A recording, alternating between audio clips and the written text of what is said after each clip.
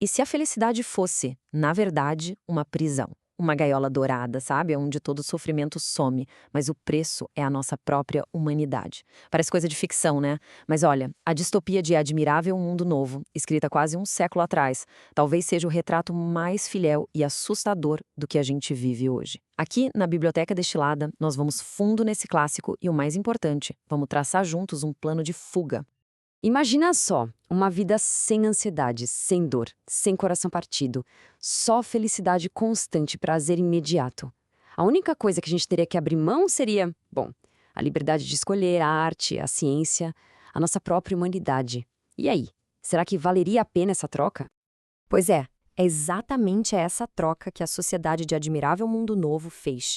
E nessa análise, a gente vai ver como as previsões do Aldous Huxley viraram um espelho bizarramente preciso da nossa realidade digital. E ó, fica até o final, porque a gente vai sair daqui com um plano de fuga. Então, o nosso roteiro de hoje vai ser o seguinte. Primeiro, a gente entra na fábrica de felicidade para entender como esse mundo funciona. Depois, vamos analisar os pilares da servidão voluntária, as ferramentas que mantêm todo mundo na linha. Aí a coisa fica séria com o espelho do século XXI, onde a gente se olha nesse espelho. Na quarta parte, vemos a rebelião do selvagem para sacar o preço de ser humano de verdade. E por fim, o mais esperado, um plano de fuga. Bem prático. Bora começar? Beleza, vamos lá. A primeira coisa que a gente precisa sacar sobre Admirável Mundo Novo é que não é uma ditadura como a gente imagina com força bruta e opressão. Não, não. É bem mais sutil. É um projeto de engenharia social. O objetivo aqui não é oprimir, é acabar com o sofrimento. O lema deles é comunidade, identidade e estabilidade.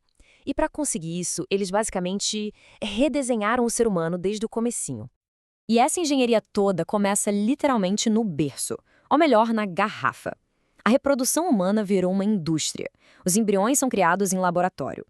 E o mais bizarro, para as castas mais baixas, eles usam o tal do processo Bokanovsky, que cria até 96 gêmeos idênticos de um óvulo só. Imagina! A meta? Padronização. Produção em massa de gente. E cada embriãozinho já é condicionado com química para sua função na vida, garantindo que ele já nasça feliz da vida com o destino que escolheram para ele. Essa é a lógica do chefão lá do centro de incubação. O sistema todo se baseia nisso. Cada pessoa é super, ultra especializada em uma coisinha só. Sabe por quê? Porque gente que pensa demais, os filósofos, os questionadores, eles são vistos como uma ameaça para a estabilidade. O cidadão ideal é tipo um colecionador de selos, sabe? Alguém que foca tanto no detalhe que nunca para pensar no todo. O pensamento crítico bom, ele é praticamente proibido, porque pensar leva à infelicidade, e infelicidade gera instabilidade. E é aqui que a gente chega no ponto central, na filosofia macabra do sistema. O objetivo final não é criar escravos que obedecem porque têm medo. É criar escravos que amam a própria escravidão, que amam a sua coleira. Com um condicionamento que não para nunca, o sistema faz com que cada pessoa ame o lugar que foi designado para ela na sociedade. É a tirania perfeita, né? Porque as vítimas nem percebem que são vítimas. Elas acham que são livres e felizes.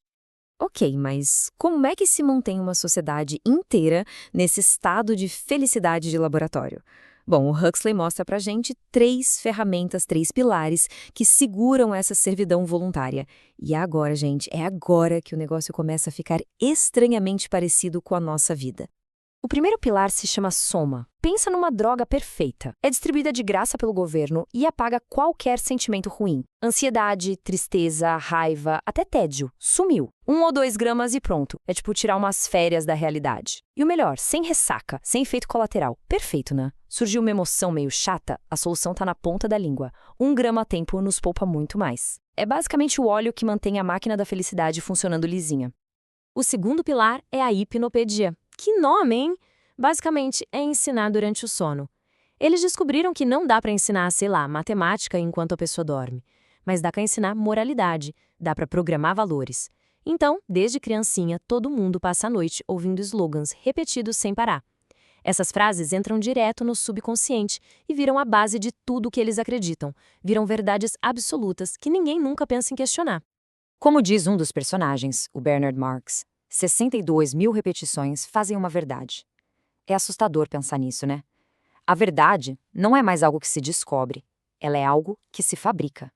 Repete, repete, repete, até virar real. E que verdades são essas que eles programam na cabeça das pessoas? Olha só alguns exemplos. Cada um pertence a todos. Com isso, eles acabam com a monogamia, com o amor romântico, com laços fortes. Mais vale dar fim que consertar. Uma frasezinha que estimula o consumismo sem fim. Quebrou, joga fora, compra novo.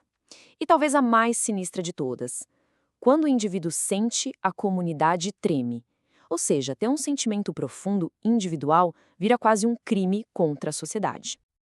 Ok. Agora respira fundo, porque é aqui que a ficção de quase um século atrás bate de frente com a nossa realidade. E o impacto é forte. O Huxley não estava só inventando uma historinha de futuro. Ele estava dando um alerta sobre as ferramentas de controle que ele já via nascendo. Ferramentas que hoje elas são infinitamente mais sofisticadas do que ele conseguiria imaginar. A comparação é incômoda, para dizer o mínimo. O Soma, aquela droga para fugir da realidade, pensa no feed infinito das redes sociais, no play automático do streaming. É a nossa dose diária de dopamina para não encarar o real. A hipnopedia, a repetição que cria verdades, é exatamente como funcionam os algoritmos, que nos prendem em bolhas onde a gente só ouve o que já acredita. E aquele lema, cada um pertence a todos. Não lembra um pouco a cultura dos relacionamentos descartáveis, onde se conectar de verdade com alguém parece complicado demais? A distopia do Huxley não foi uma previsão, foi um diagnóstico. Aí fica a pergunta pra gente pensar, né? Quantas horas do nosso dia a gente passa fugindo? Fugindo do tédio, do silêncio, do desconforto de ficar só com os próprios pensamentos? Será que a gente não tá, sem perceber, tomando nossas próprias doses de soma todo dia, só pra manter a calma numa vida que, talvez, no fundo, não tá tão legal assim?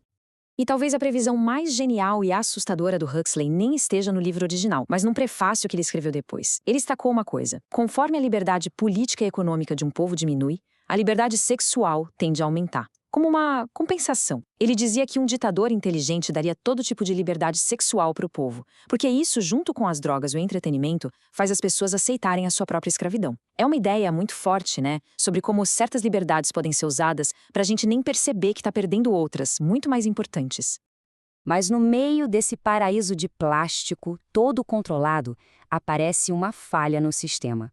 Um cara de fora, o John, que eles chamam de o selvagem.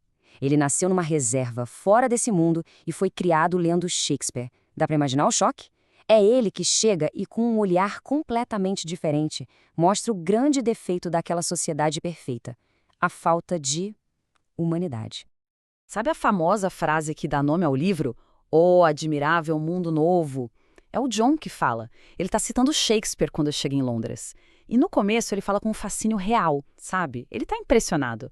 Só que aos poucos ele vai entendendo o vazio daquela gente, daquela sociedade.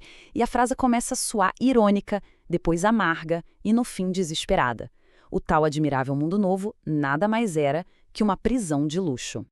O drama do John é que ele fica preso numa escolha impossível.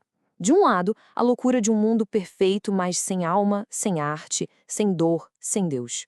Do outro, a vida selvagem, brutal, cheia de superstição de onde ele veio. O mais interessante é que o próprio Huxley, anos depois, falou que esse foi o maior erro do livro. Ele disse que, se fosse reescrever, daria ao John uma terceira opção, uma comunidade sã, onde a tecnologia é usada para ajudar as pessoas e não para controlá-las. E no ponto alto do livro, a revolta do John explode numa frase que é uma verdadeira declaração de independência da humanidade.